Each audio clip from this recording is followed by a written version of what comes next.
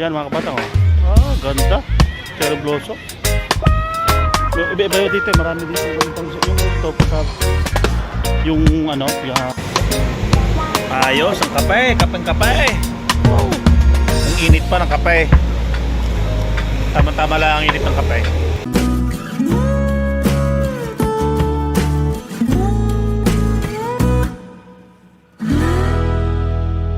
So yun mga kabatang yun.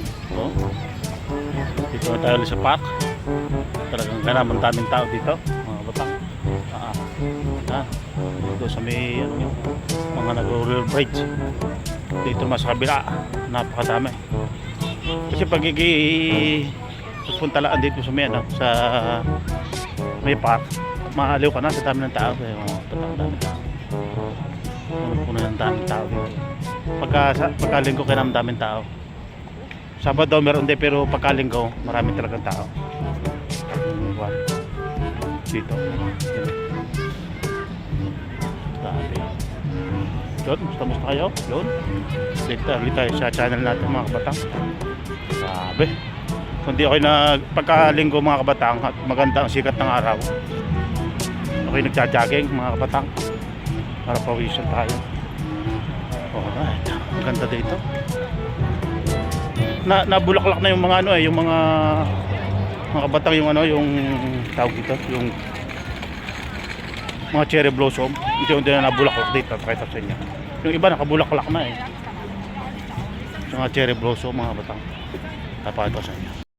Karaming tao niya mga kabatang. Maraming tao. Yun, cherry blossom, ganda na mga kabatang Yung sasabi ko sa inyo, cherry blossom, ganda na Ito, ang dami ng tao dyan. Bumulaklak na ang cherry blossom, ang ganda. Ang oras po yung mga ano na, yung mga alas 5:30 na ng hapon mga kabatang yan. So dito, daming tao mga kabatang. Yan, ang ganda dito, cherry blossom ba? Isang puno, malaki.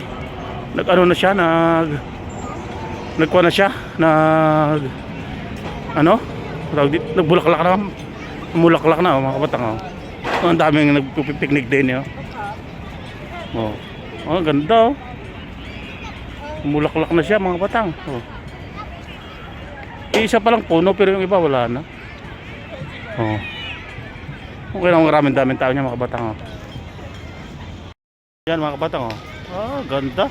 Cherry blossom. Iba-iba dito, marami dito ang ganda. Yung ito pagka yung ano, yung lahat ng baybay ng punong aray puro cherry blossom na. Ang ganda niya pagka lahat tikwan nakabulaklak. Yung iba babago pa na mumulaklak Ganda.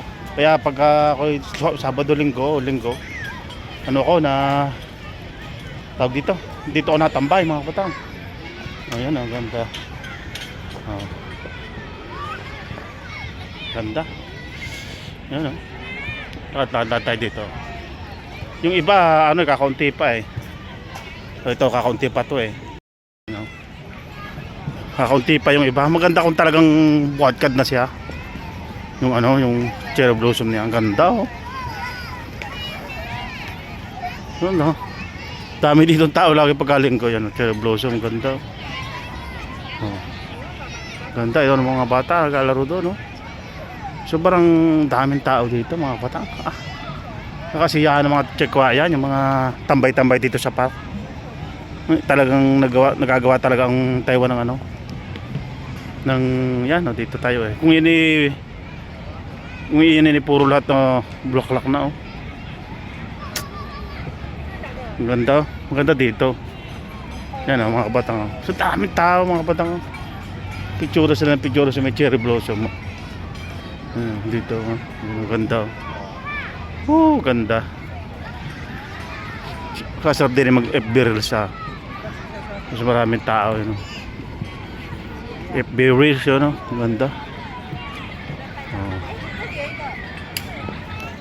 yun mga kabatang malayo ang aking yung memdor simula sa dorm namin hanggang dito nag-jogging lang tayo at papawis daming tao mga kabatang sarap kasi tumambay dito sa park dito talagang tambayan talaga nagawa talaga ang Taiwan ng yung kumbaga sa barangay nagawa talaga ng ng park na sobrang luang sila, nakakapaglaro sila lahat dito sa kabila na may nagsusubol dyan yan. Nagsusubol dito mga batang yan. Tapos dito wala problema sa sa CR marami CR doon sa kabila doon pinupuntan, marami dyan CR kompleto, may yan bukod yung kung dudumi ka bukod din yun, kung iihi ka bukod din yun, di ba din ang yari gawa kompleto, talagang maganda. Dapat sana sa Pilipinas ganun, yung tatayo ng ganito kagaya nito tapos may magandang CR. Kasi makikita mo yung yung maunlad yung bansa. Sa CR pa lang makikita mo na kung talagang maunlad ang maunlad ng bansa na kwan. Kung sa mga halimbawa sa probinsya, ganun. Makikita mong maunlad talaga ang bansa. Talagang ako'y hanga dito dito sa Taiwan. Grabe. So yung mga batang, hanggang dito na lang muna yung ating yung ating paggalagala yun. At abang-abang na lang po sa susunod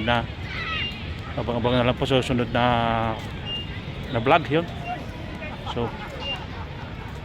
abang-abang muna po mga kabatang yun.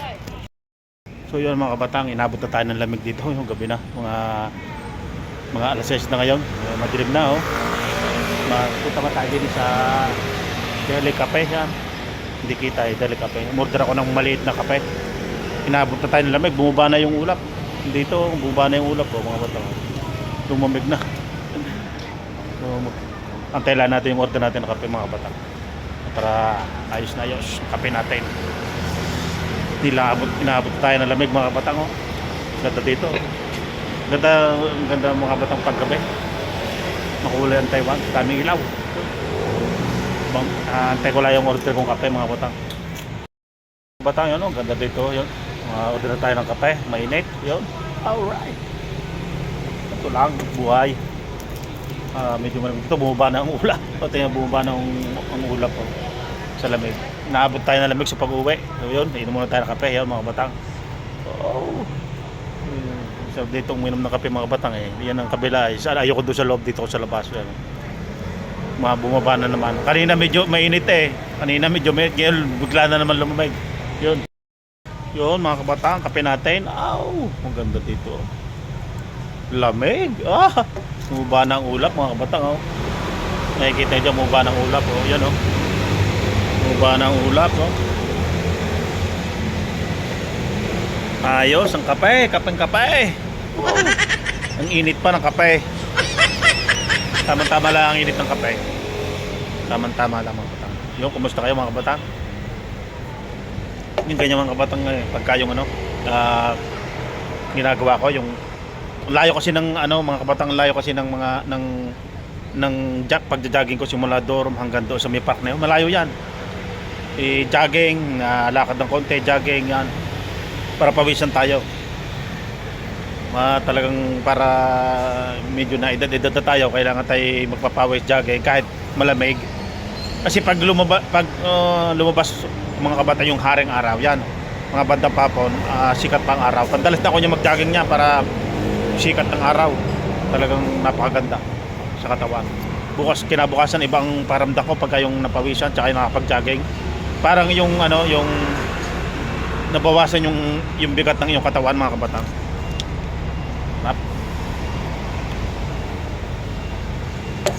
Yan lang naman nagpapasarap din pagka yung tambay-tambay ka, kape-kape ka. Yan. Pagka sumweldo ka, hindi kumain ka ng masarap. Madalas sa pamilya yung sweldo, yan, ganun lang.